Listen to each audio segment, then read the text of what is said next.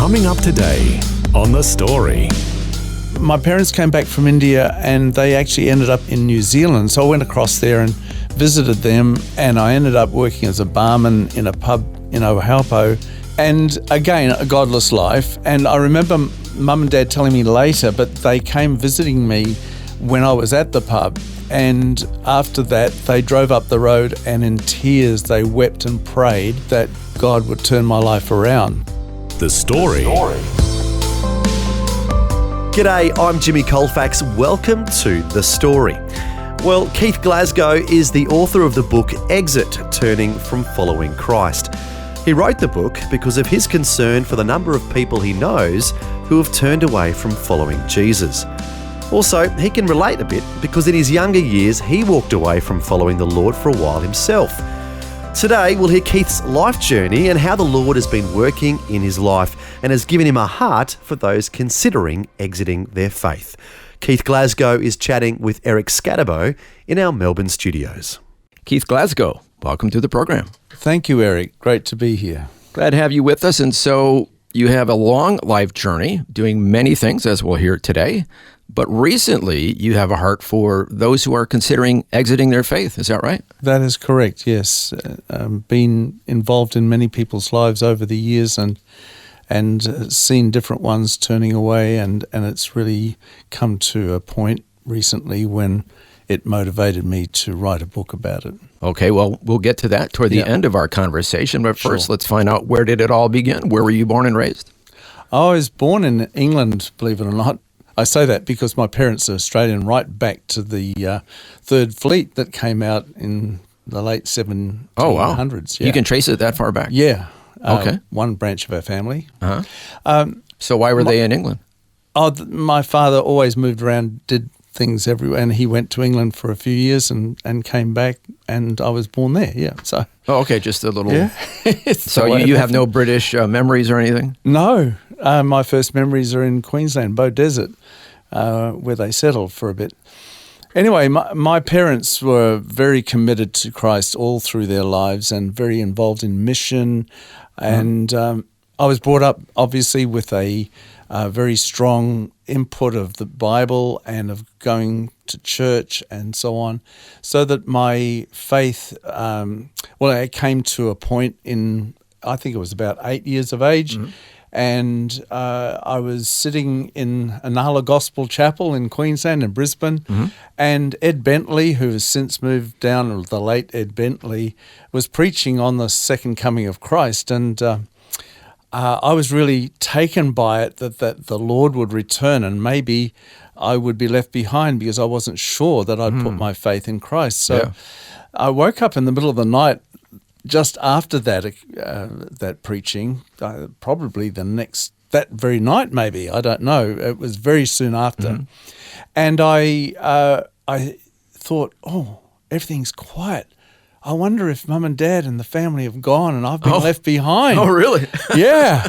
So I got out of my bed and I walked up the passageway to Mum and Dad's room, and outside the door I could hear Dad snoring. So I knew that the Lord had Very come.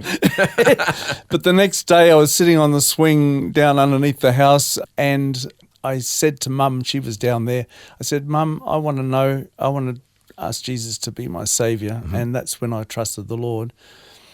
And I went on from there just as a normal kid, I wasn't a perfect kid by any means. In fact, I've never been. But we moved to Melbourne and I started attending a church there with Mum and Dad. And I was really motivated to be baptised. And so I was about 12 years of age then. And it was very meaningful to me. I wanted to commit my life to Christ, to following him. So a good Christian boy at this point. Yeah. As good as a Christian boy can be. I mean, we used to sit up... Within reason. Within reason. Some of my mates and me, we sat up the back of the church occasionally on the gospel meetings at night we used to have. And as soon as the preacher got up to preach, we'd all march out and have a fag out the back. Oh, okay. So there was a bit of a double life starting? Yeah, 1 foot in the church, 1 foot in the world. At that point, I was beginning to move away, but not seriously. I was just, as a kid would be. I remember as those years progressed and I began to get further away, we went with the church group that used to go occasionally to the CBD of Melbourne and have what they used to have there as open airs on the street, sharing the gospel with people. So we'd go in with the team, but then we'd go off to a nightclub while they're having their meeting and then come back in time to get a ride home. Okay, so we heard in the introduction that you had a bit of a time in your life walking away from the Lord. So you're kind of alluding to that? That's the beginning of it, yeah. Okay. But also a major thing happened in your family before all that. That you moved to India? And then we moved to India. My parents always had missionaries in the home. They were very mission-minded.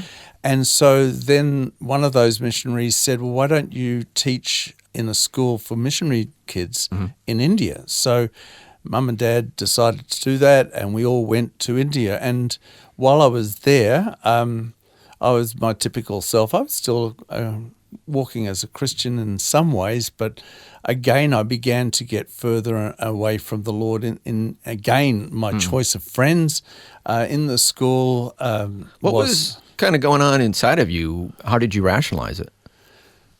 I didn't really think about it. I just wanted to enjoy life, and I suppose I didn't want the restrictions that I perceived were not good, but they were, of course. At one point, I actually ran away from home. Oh. My parents... Was this in India? In India, yeah. My parents, we lived on the actual campus, and my parents were very involved in the school.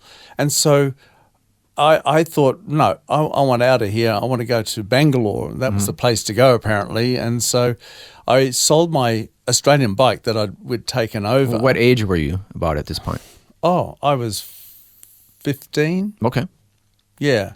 15, 16. wanted to go away from home. Yeah, 16 maybe, something like that. Yeah, 16 perhaps. But anyway, I sold the bike because I got good money for it, because it was an Australian bike in India, and they paid for it, and I went down to the stayed overnight in a motel room, and then got the train the next day to go to Bangalore. Was going You to were get serious? It. Yeah, I was serious, and I was going to get on the train, and lo and behold, my father and the principal of the school rocked up and stopped me and brought me back, and we talked and sorted it out. And now, was this because of some argument or some troubles at home? No, I just wanted to. I was a rebel a lot in my. As a kid, it was just me. I was wanted something different. Yeah. Okay. And so, then my father and mother stayed in India, and they sent me back with my older sister to Melbourne to start working. And that's when I really walked away from the Lord. I was attending a church for a little bit, and I just decided, no, I moved to another place for my job down near St Kilda, and I just took a pathway away from God completely. And so, now, some missionary kids, or just some pastors' kids, or just Christian kids, have kind of an epiphany where they say, the faith I had as a child was really my parents' faith. And then when they get away from their parents, they realize, I was just living my parents' faith, but now I have to kind of figure out for myself, is this my faith or was it just theirs? Is that kind of what you were going through? No. Okay. Just thought I'd ask. No, but I can relate to that, and I can understand that. Yeah. But for me, I never lost my faith, and I knew what I was doing was wrong, and I knew that one day I would have to come back to the Lord. Oh, so you had that all in mind. But I just wanted to live my life the way I wanted to live my life, and at that period of my life, was it a tug of war in your mind? Not really, no. I just... you are so unusual. Well, my wife tells me that all the time. Okay. But seriously, I think I just wanted to do my thing, and the rebel at heart was there. And, all right. And so that's what I did. So at that point, that was the height of your rebelness. Yes. Late in a teens, sense, early 20s? Yeah, then my parents came back from India and they actually ended up in New Zealand. So I went across to New Zealand. They convinced me to, and so I went across there and visited them, and I ended up working as a barman in a pub in Ohalpo, just south of Hamilton. Not your typical young Christian occupation? Yeah. And again, a godless life. And I remember Mum and Dad telling me later, but they came visiting me when I was at the pub. And after that, they drove up the road and in tears they wept and prayed to God that God would turn my life around. They told me that afterwards. I had no idea at the time. Yeah.